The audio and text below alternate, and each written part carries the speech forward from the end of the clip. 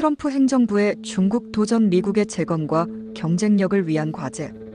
도널드 트럼프 행정부의 대중국 정책과 이에 대한 중국의 대응을 예측하는 것은 쉬운 일이 아니다.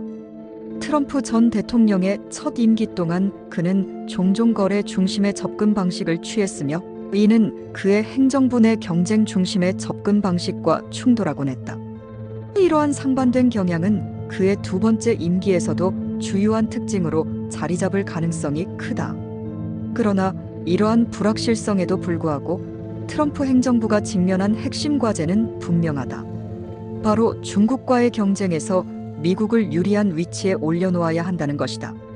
결정적 향후 10년 미국과 중국의 경쟁. 바이든 행정부 초기 미국의 고위 관리들은 정보 보고서를 검토한 끝에 2020년대가 미중 경쟁에서 결정적인 10년이 될 것이라는 결론을 내렸다.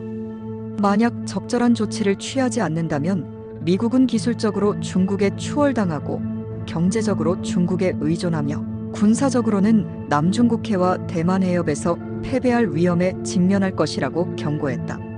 새로운 트럼프 행정부는 이 결정적인 10년의 후반부를 이끌어가야 한다. 트럼프의 국가안보팀, 특히 마이크 월츠 국가안보보좌관, 마르코 루비오 국무장관, 앨리스 스테파닉 유엔 대사가 이끄는 팀은 이러한 과제를 잘 이해하고 있으며 중국을 능가해야 한다는 초당적 합의에 부합하는 견해를 가지고 있다. 그러나 이러한 경쟁적 접근을 실행하는 데 가장 큰 장애물은 트럼프 본인의 거래 중심적 성향과 시진핑 주석에 대한 개인적 호감이 될 수 있다.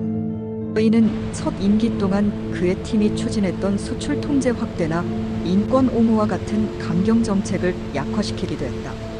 국내 기반의 강화 경쟁력의 시작.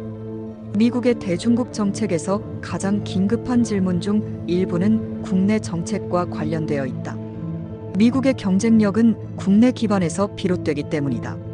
그러나 냉전 이후 이러한 기반은 점차 약화되어 왔다.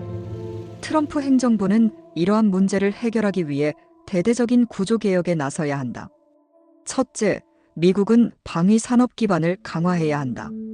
현재의 상태로는 지속적인 전투 상황에서 일주일 내에 모든 탄약을 소진할 가능성이 높고 손실된 함선을 복구할 역량이 부족하다.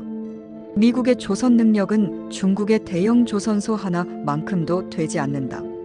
트럼프 행정부는 무인 시스템과 미사일 배치를 신속히 추진하는 2년. 단위의 과제와 쇠퇴해온 조선 산업을 부흥시키는 5에서 10년 단위의 과제를 동시에 해결해야 한다. 둘째, 미국은 주요 인프라를 사이버 공격으로부터 보호해야 한다.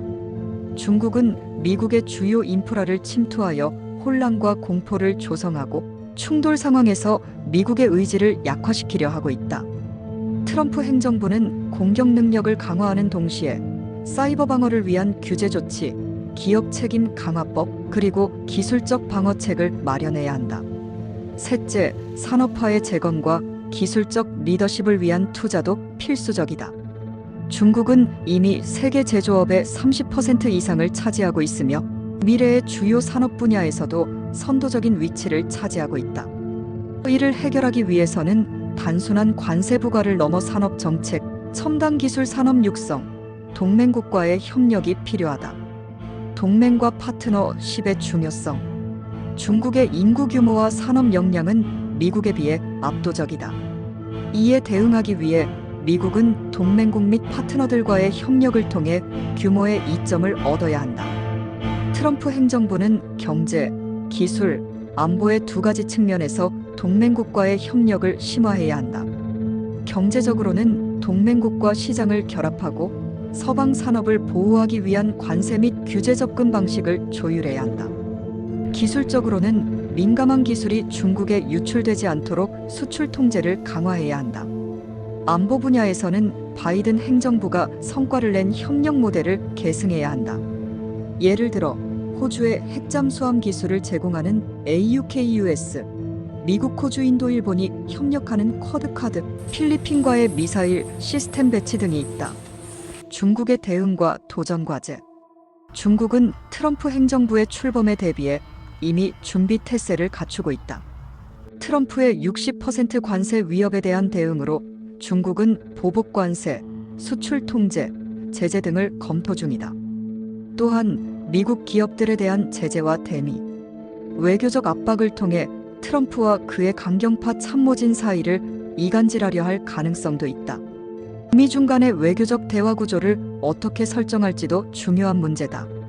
바이든 행정부가 성과를 거둔 국가안보보좌관 간 채널과 정상 간 외교가 미중 경쟁의 관리와 주요 선을 그리는데 핵심 역할을 했음을 감안할 때 트럼프 행정부 역시 이를 계승하거나 개선할 필요가 있다. 결론: 미국의 미래는 국내에서 결정된다. 결국 트럼프 행정부가 직면한 중국 도전은 단순히 외교나 군사 문제를 넘어선다. 미국이 국내 경쟁력을 회복하고 강력한 동맹을 구축할 때 비로소 중국과의 경쟁에서 우위를 점할 수 있다. 이 결정적인 10년 동안 미국의 미래는 국내와 국제 무대에서의 균형 잡힌 노력에 달려 있다.